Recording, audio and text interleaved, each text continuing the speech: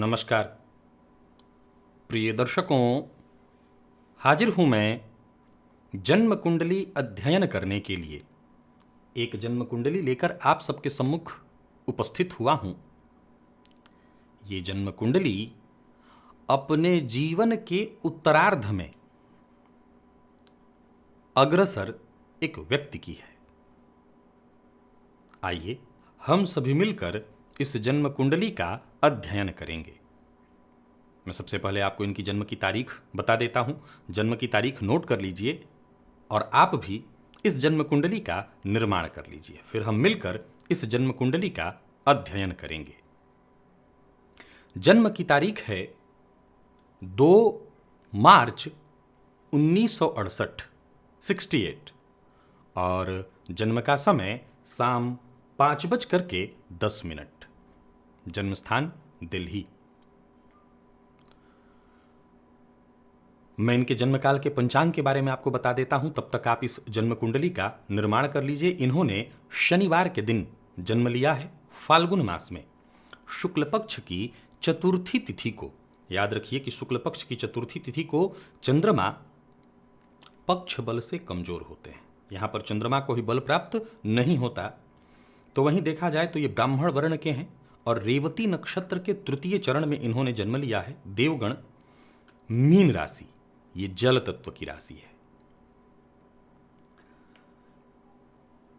लग्न पर आइए, इनकी जन्म कुंडली इसी प्रकार की आपके सम्मुख बनकर के आएगी। सिंह लग्न की कुंडली आप देख रहे हैं। लग्न का मान जो है वो 3 अंश 50 कला। मघा नक्षत्र, ये केतु का नक्षत्र है। मघा नक्षत्र में ही लग्न और लग्न में बैठे देवगुरु बृहस्पति वक्र अवस्था में लग्न में बैठे हैं। सूर्य इस जन्म कुंडली में सप्तम भाव में आपको दिखाई पड़ रहे हैं और ये सूर्य लग्नपति होकर के सप्तम में बैठ करके लग्न को देख रहे हैं। ये शतभिखा नक्षत्र राहु के नक्षत्र में बैठे हैं 18 अंश 33 कला के साथ। तो लग्नेश का जाकर के सप्तमस्थ होना, सप्तमस्थ होकर के लग्न को देखना, लग्नगत गुरु जो कि इस कुंडली में पंचमेश और अष्टमेश होते हैं, लग्न में जाकर के बैठे हैं, वक्र अवस्था में हैं, लेकिन इसके बावजूद वो शुभ फल देने के लिए बाध्य हैं। गुरु सूर्य का आमने सामने का दृष्टि संबंध, हालांकि देखा जाए तो 6 अंश पर गुरु और 18 अंश पर सूर्य, पर फिर भी दृष्टि संबंध की बात करें तो यह अच्छा माना जाएगा। अग्नि तत्वीय लग्न सिंह लग्न और जल तत्वीय राशि लग्नेश और राशिस आपस में मित्र हैं, परंतु तत्वतः अग्नि और जल में भेद है। ये जीवन में संघर्ष की वृद्धि कर देता है। एक और पॉइंट पर आपकी नजर चली गई होगी, वो शनिदेव हैं जो कि इस कुंडली के अष्टम भाव में बैठ करके अपनी तीसरी दृष्टि कर्म भाव पर डाल रहे हैं और जातक को जीवन काल में कार्य क्षेत्र में ये परेशानी दे देते हैं। मैंने सदैव कहा कि अष्टमस्थ शनि आयु वृद्धि तो जरूर कराते हैं, लेकिन जीवन काल में जीविकोपार्जन के लिए भयंकर संघर्ष दे देते हैं। प्रिय दर्शकों, इनकी जन्म कुंडली अध्ययन तो हम करेंगे। उम्र के, जैसा मैंने कहा, अपने मध्यावधि में हैं ये। जाहिर सी बात है, अब इनके जीवन के लिए कुछ ऐसे पॉइंट जो प्रारंभिक दौर के पॉइंट होते हैं उनके कोई मायने नहीं है। और कमाल की बात है कि इनके प्रश्न भी नहीं है, सिवाय एक के। ये कहते हैं कि मैंने आपको अपनी जन्म कुंडली अध्ययन के लिए इसलिए दी है कि कई बार मैं आपके कार्यक्रम को देखता हूं और आप कहते हैं कि कर्म करने से सब कुछ हो जाता है। ये आप ही नहीं कहते, भगवान श्री कृष्ण भी कहते हैं। हालांकि भगवान श्री कृष्ण गीता में जो कहते हैं उसका कई बार लोग अलग अलग अर्थ निकाल लेते हैं कि कर्म किए जाओ, फल की चिंता मत करो। भगवान श्री कृष्ण ने ऐसा नहीं कहा है। उन्होंने कहा कर्मण्येवाधिकार रहते, कर्म पर आपका अधिकार है, मां फलेषु, फल पर नहीं। ये नहीं कहा कि फल की चिंता मत करो, बिना फल की चिंता किए कर्म कैसे करेंगे। तो फल की चिंता करने की बात नहीं कह रहे हैं, वो कह रहे हैं कि कर्मण्येवाधिकार रहते, कर्म पर आपका अधिकार है। आप कर्म इसलिए करिए क्योंकि उस पर आपका अधिकार है, फल पर अधिकार नहीं है। अब इनका कहना है कि आपके कार्यक्रमों में मैं हमेशा सुना करता हूं, आप लोगों को मोटिवेट करते हैं और कहते हैं कि कर्म से सब कुछ बदल जाता है। मुझे सिर्फ एक सवाल का जवाब चाहिए। मैंने खूब कर्म किया, खूब प्रयत्न किया, मैं एक अच्छे परिवार में जन्मा हूं, मैं असफल रहा। अब मुझे इस जिंदगी से कोई शिकायत नहीं, क्योंकि अब जान गया हूं कुछ नहीं मिलने वाला। मैंने एक नहीं कई एक व्यापार किए, अकेले किया, पार्टनरशिप में किया। मैं केवल और केवल एक ही चीज पाया कि मैं असफल होने के लिए ही पैदा लिया और अब इस जिंदगी से मुझे कोई शिकायत नहीं, क्योंकि अब पता है कि कुछ नहीं मिलने वाला, सब भाग्य के भरोसे ही है, भाग्य से ही सब कुछ होता है, कर्म करते जाइए, कुछ नहीं होने वाला। देखिए, अगर आप छोटी उम्र के कोई युवक होते तो मैं जरूर आपको मोटिवेट करता और जरूर आपको समझाता कि आप अपनी सोच बदल लें। आप उम्र के उस पड़ाव पर खड़े हैं जहां पर मैं आपको अपनी सोच बदलने के लिए नहीं कहूंगा। क्या लगता है आपको, भगवान श्री कृष्ण ने ऐसा क्यों कहा कर्मण्येवाधिकारः? तो उन्होंने ठीक ही तो कहा। और अगर मैं भी अपने कार्यक्रमों में कर्म की प्रशंसा करता हूं तो मैं भी नीति शास्त्र की बात को कहता हूं कि अस्ति चेत ईश्वरः कश्चित् फलरूपेण कर्मणाम। अगर कोई ईश्वर है कर्म के अतिरिक्त, तो वो भी आपको फल देते समय केवल आपसे कर्म की ही अपेक्षा करेगा। सफलता और असफलता ये अलग अलग परिस्थिति है, अलग बात है, हम उस पर भी चर्चा करेंगे। जैसा मैंने कहा, अगर आप कोई युवक होते तो मैं जरूर आपको मोटिवेट करता और आपकी सोच बदलने को आपको कहता।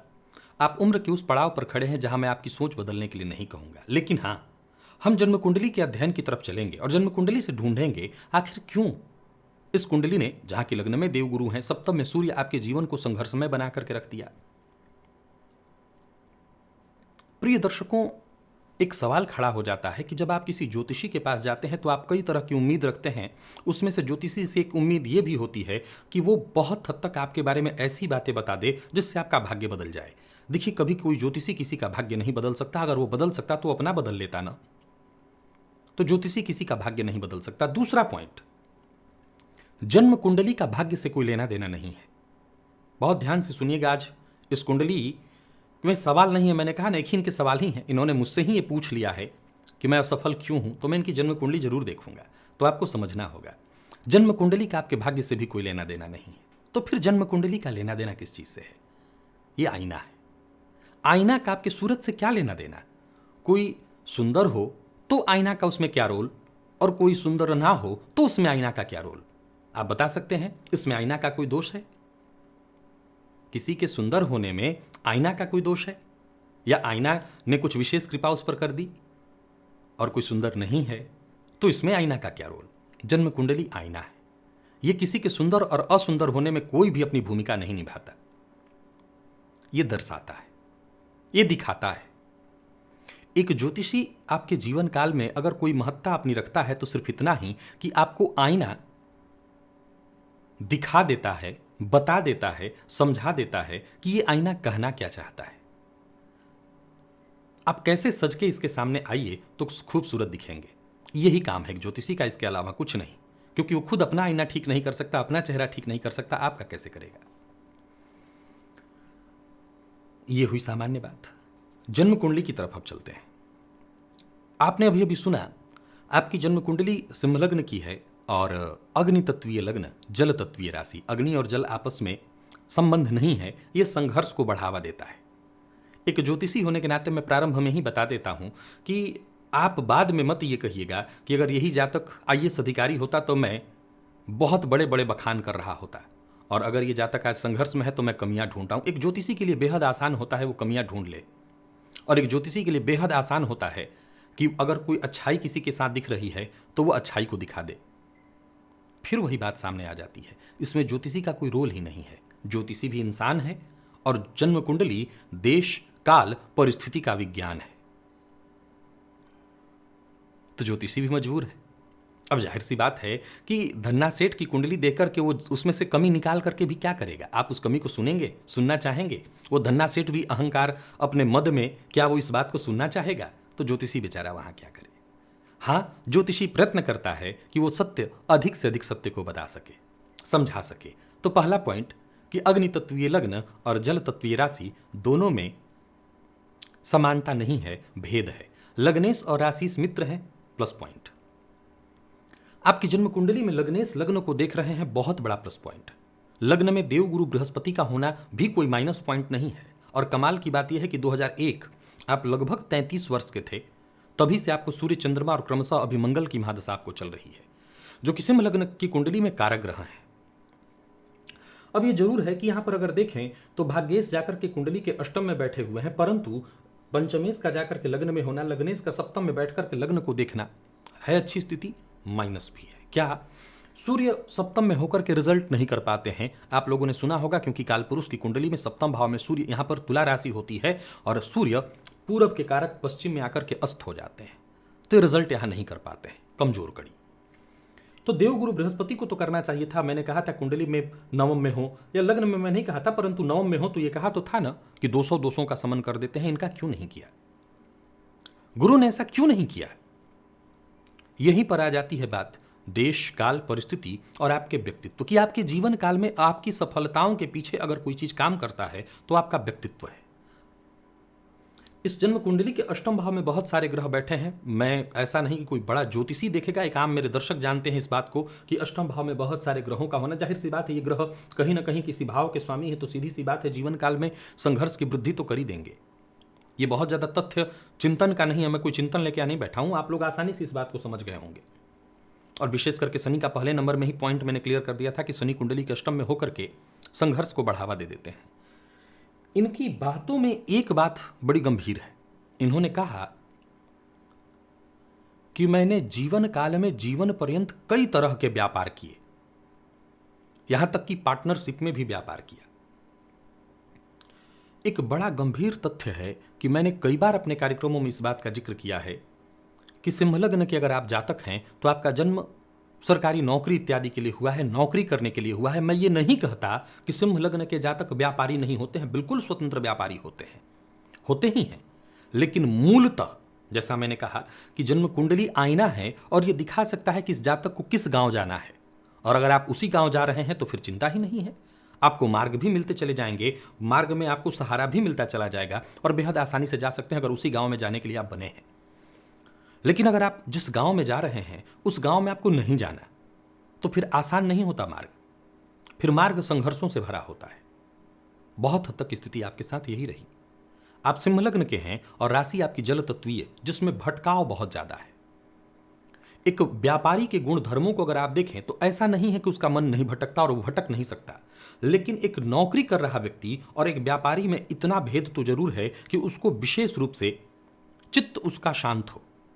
अब सवाल उठता है कि जो व्यापारी दिन भर इतने सारे टेंशन लिए हुए है, उसका चित्त कहीं से लगता होगा कि शांत होगा? कहीं से किसी भी एंगल से ऐसा लगता है कि उसका चित्त शांत होता होगा? नहीं, बिल्कुल नहीं, ऐसा नहीं होता। जब काम का बोझ हो तो वहां टेंशन परेशानी होती ही है, कहां चित्त शांत होता है? तो परेशानियां भी आती हैं। सिंह लग्न और मीन राशि में एक सबसे बड़ी समस्या यहां यह है अस्थिरता का गुण। मीन में अस्थिरता का गुण सबसे ज्यादा है, और एक व्यापारी को अगर व्यापार में कुछ ऊंचा पहुंचना है, बुलंदी छूनी है, तो सबसे ज्यादा जरूरी है उसका स्थिर होना, एकांत स्थिर होकर के अपने ही काम पर एकाग्र होकर के प्रयत्न करना, एकाग्र चित्त होना। एक काम पर आपने कई एक काम बदले। क्या लगता है मैं आपको अगर उम्र के इस पड़ाव पर आकर के ये कहता हूं कि अब आप फिर से कोई काम शुरू करिए, क्योंकि काम शुरू करना मुद्दा नहीं है, सफलता और असफलता भी मुद्दा नहीं है। मुद्दा है कि ये कुंडली खराब भी नहीं है, हां संघर्ष से परे नहीं है, इस कुंडली में संघर्ष ज्यादा है, ये बात साफ साफ दिखाई पड़ता है। व्यापार के कारक जाकर के कुंडली के षष्ठ भाव में बैठे हैं और शुक्र के साथ बैठे हैं। यहां देखा जाए तो 24 अंश 11 कला के साथ लगभग ये मृतप्राय हो चुके हैं। वहीं अगर आप देखें तो कुंडली में ये जो 4 ग्रह अष्टम भाव में बैठे हैं, विशेष करके कर्म भाव का मालिक जाकर के षष्ठ में कंपटीशन, लगातार कंपटीशन। हालांकि शुक्र कुंडली के षष्ठ भाव में आप सभी जानते हैं, मेरे कार्यक्रमों में 10 दफे 50 दफे सुन चुके हैं कि अति विशिष्ट कारक होते हैं, चाहे वो 12वें में हो या षष्ठ में हो। तो शुक्र को यहाँ कमजोर और खराब स्थिति में नहीं कहे जाएंगे, लेकिन ये जो 4 ग्रह यहाँ पर बैठे देख रहे हैं आप, ऊपर से कुछ चीजें चलित में भी बदल रही हैं। ऐसा नहीं कि चलित बिल्कुल अलग है, कुछ चीजें चलित में बदल गई हैं, जिसको देखने से पता चलता है कि इस जातक के जीवन में इतना संघर्ष क्यों हो गया। चलित में आप देखें तो लग्नेश अष्टम का फल दे रहे हैं।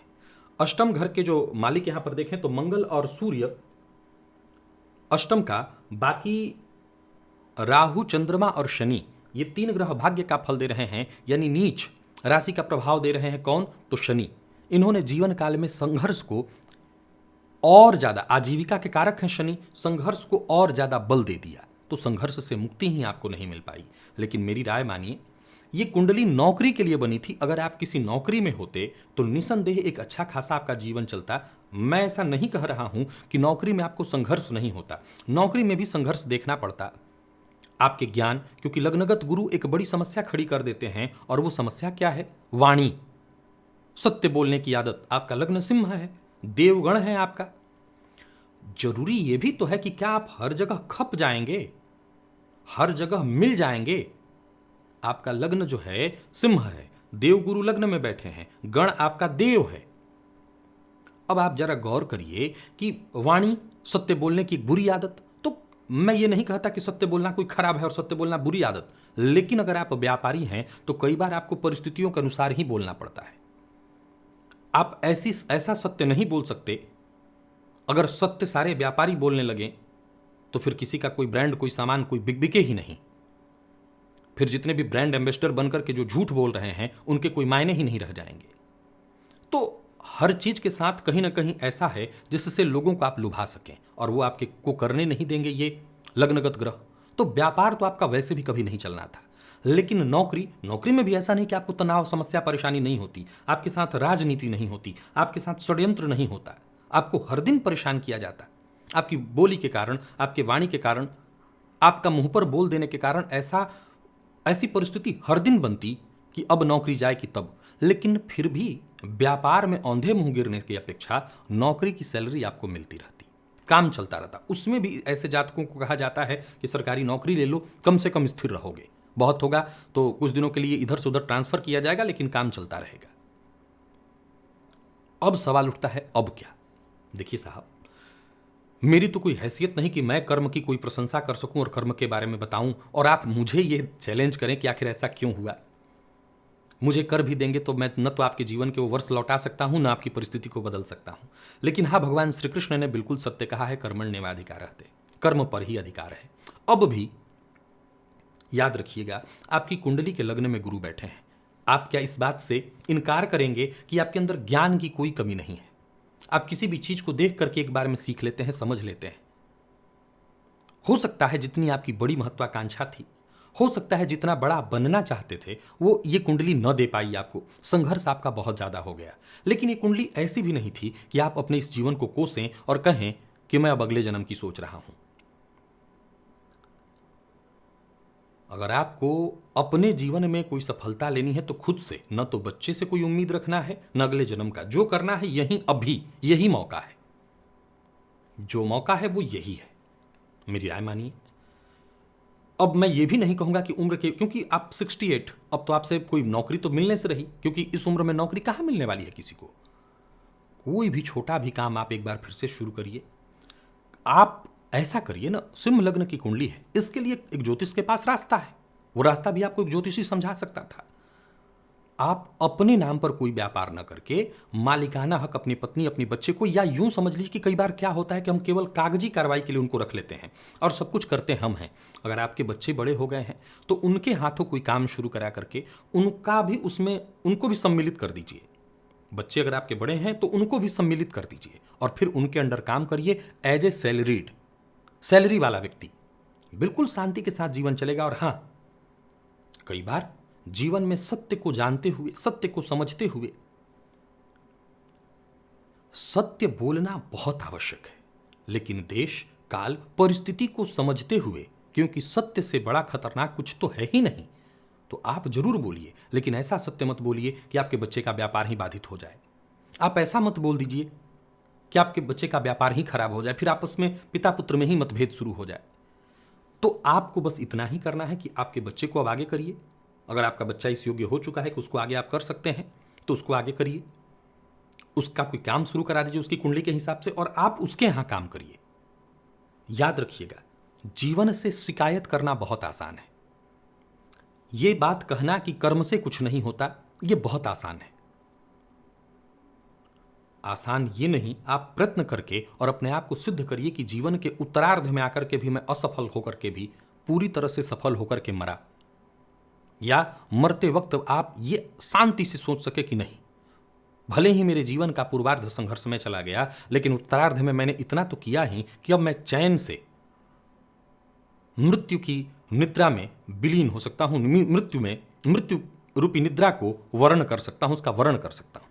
तो आपके पास एक विकल्प है। अभी पंचम पति जाकर के लग्न में बैठे हैं, अपने बच्चे को आगे करिए, उसके द्वारा उसकी कुंडली को दिखा करके। अब उसकी कुंडली में भी पता चला व्यापार ना हो तो बात ही खत्म हो जाएगी, लेकिन उसकी कुंडली में अगर कोई व्यापार के योग है तो किसी पंडित जी से समझ करके कौन सा व्यापार का योग है, और आप सिर्फ उसके यहाँ क्योंकि बाहर कोई नौकरी आपको देगा नहीं, तो आप उसके काम को संभालिए।